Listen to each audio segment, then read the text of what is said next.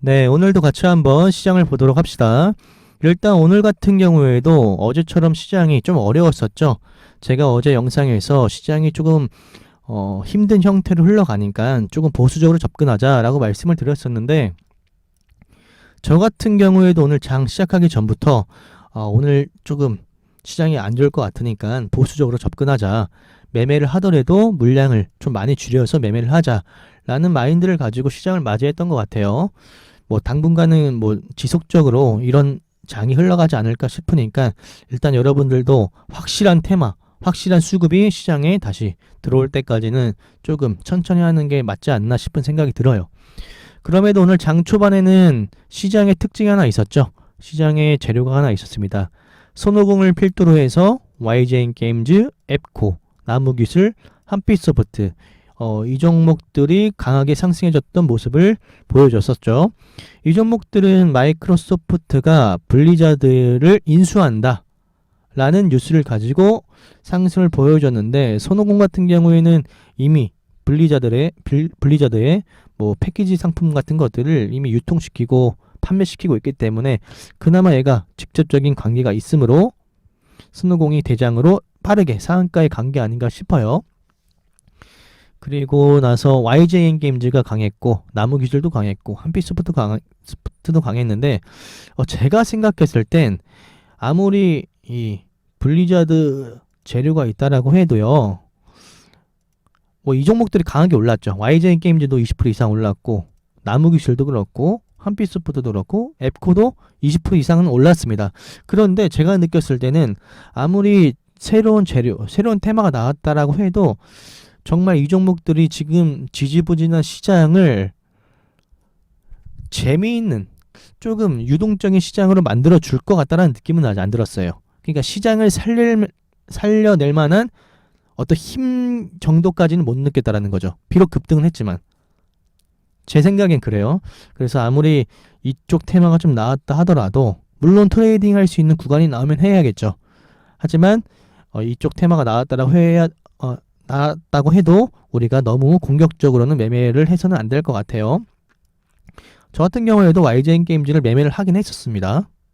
보시면 제가 이쪽 구간에서 여기서 빠르게 샀는데 안 가길래 좀 팔고 여기서 매매를 하고 여기서 짧게, 뭐 제가 오늘 매매한 것도 정말 무리를 하지 않았습니다. 어차피 시장은 안 좋고 그냥 점심값 정도만 벌어보자 라는 생각만을 가지고 매매를 진행했어요.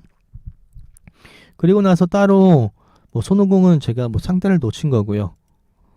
YJ 게임즈 이외에 다른 그 블리자드 관련주는 제가 매매를 하지 않았고, 그리고 오늘 장 초반에 히림, 웹스 이 종목들이 올랐죠. 이게 윤석열 관련주인지 김건희 관련주인지, 제가 오늘 종토방을 가보니까 웹스 쪽에서는 뭐 김건희 씨 뭐 만세, 뭐 김건희 씨 관련주다 이런 글들이 있더라고요. 윤석열 관련주를 띄워서 이제 김건희 씨 관련주까지 나왔습니다. 뭐 저는 히림이나 웹스 이런 종목들은 딱히 매매를 하진 않았어요. 제가 오늘 그나마 조금 집중적으로 봤던 종목은요, 이렌시스예요. 그냥 전날 상한가에 갔었던 종목을 그냥 눌림에서 조금 공략을 하고 나왔습니다. 이거는 제가 눌림에서 딱 공략을 했는데, 여기서 좀 일찍 판 것 같아. 물량을 줄여보자. 그리고 이 꼭대기에서도 못 팔았습니다. 이 호가창이 너무 빨라가지고 제가 잠시 카톡 치고 왔는데 또 빠져있더라고요. 그 뒤늦게도 매도를 했고, 그리고 또 여기서도 제가 매매를 했습니다. 저점이 눌림에서. 그래서 저는 오늘 이렌시스를 그냥 가장 많이 쳐다보고 있던 것 같아요. 딱히 매매를 공격적으로 하지 않았기 때문에 뭐 제가 들고 있는 눌림에서 뭐 1, 2%이 정도의 수익만 챙기자라는 마인드로 이렌시스만 쳐다봤던 것 같습니다. 그리고 우리 지금 시장에서 가장 뜨거운 화두 중에 하나가 유가 쪽이죠. 중앙에너미스, 한국석유 이쪽 테마가 조금 강하게 움직이고 있죠. 계속해서 유가 폭등 얘기 나오고, UAE 석유 시설 피습 영향, 국제 유가 7년 만에 최고, 이러한 뭐 뉴스들이 계속해서 연이어 나오고 있기 때문에 그나마 우리가 계속 봐야 되는 테마가 있다라고 한다면 이쪽 테마라고 생각을 하는데, 보면 매매하기가 참 힘들 거예요. 저 같은 경우에도 딱히 오늘 매매를 진행하지 않았는데 흔들림이 너무 심하죠. 심하죠. 그래서 아마 매매하기 좀 까다로웠을 거라고 봅니다. 그럼에도 그나마 봐야 되는 테마가 있다라고 한다면 이쪽이 아닐까 싶습니다. 그렇죠. 그리고 얘가 증시랑 좀 디커플링 나는 형태로 지금 계속해서 흘러가고 있기 때문에 지수의 반등이 나오면 얘도 떨어질 수가 있어요. 그래서 여러분들이 매매를 하실 때 여기에다가 너무 비중을 태워서 매매하는 건 좀 피하셔야 될 것 같아요. 증시가 조그만 반등 나와도 얘가 이렇게 내려갈 수도 있으니까. 그런 의미들 일단 시장 중심주는 중앙에너비스, 이 유가 관련주가 중심은 맞다라고 저는 생각을 합니다. 그리고 뭐 소니 맞나요? 소니 전기차 진출 소식. 얼마 전에 나왔었던 뉴스 있는데 오늘 딱히 그렇게 특별한 뉴스는 제가 못 봤거든요. 그럼에도 여기 보이시죠? 눌렸다가 조정 주고 다시 여기 돌파할 때 제가 여기서 좀 샀었어요. 근데 오늘도 당했습니다, 여러분들. 어제 제가 퍼스텍에서 결국 손절을 해가지고 종가에 손절을 했었죠. 모다이노 칩도 제가 오늘 손절을 했습니다. 제가 그래도 모다이노 칩에서는 제가 그래 수익을 좀 지켰어요. 여기서 사고 팔고 사고 팔고 하다가 모다이노 칩에 지금 돈 자금이 쏠리고 있구나 라고 생각해서 딱 샀는데 반등 안 나오고 흘러내리더라고요. 근데 이게 꽤 커요. 그쵸? 거의 4%대였거든요, 제가 손절할 때. 근데 이때 뭐가 생각나냐면 어제 퍼스텍이 생각났습니다. 어제 퍼스텍 요게 생각났어요. 어제 요 그림과 모다이노 칩 요 그림 어떻게 보면 이 각도가 더 세 보여요. 단기간에 23% 떨궜고 퍼스텍 같은 경우에는 뭐 20% 떨궜고요. 어떻게 보면 어제보다 오늘 모다이노 칩이 더 강했겠네요. 어제 딱 제가 딱 손절하고 나서 손절하기 전에 어제 퍼스텍이 딱 생각나는 거예요. 오늘 얘 들고 있다가 혹은 물 타다가 죽을 수도 있겠다. 오늘도 오후장에 저승이 갈 수도 있겠다라고 생각을 해서 빠르게 좀 잘랐는데, 빠른 것도 아니죠. 마이너스 4% 손절했으니까. 그나마 이거 지킨 거예요, 제가. 이거 물 타고 내려오면 이 비중 정말 커지거든요. 그리고 손절은 1000단위로 갈 수도 있고요. 그렇기 때문에 일단은 제가 이거는 빠르게 매도하고 나온 게 잘한 판단이었는데 또 당했습니다.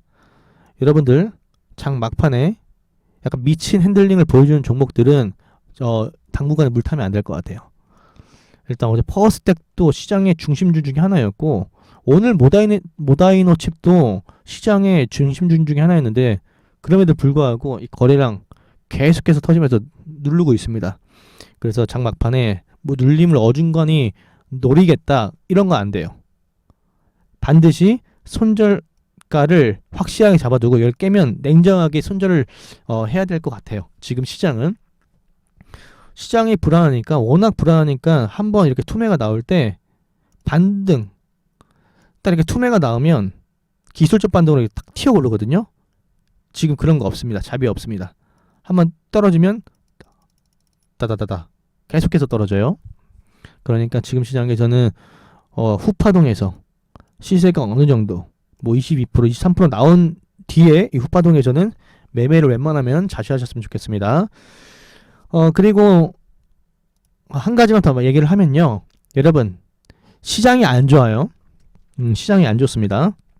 근데 이렇게 시장이 안 좋을 때 우리가 손실이 나는 건 세력 때문입니까? 아니면 나 자신 때문입니까? 솔직히 우리가 지금 시장이 안 좋은 거 누구나 안단 말이에요. 그렇죠?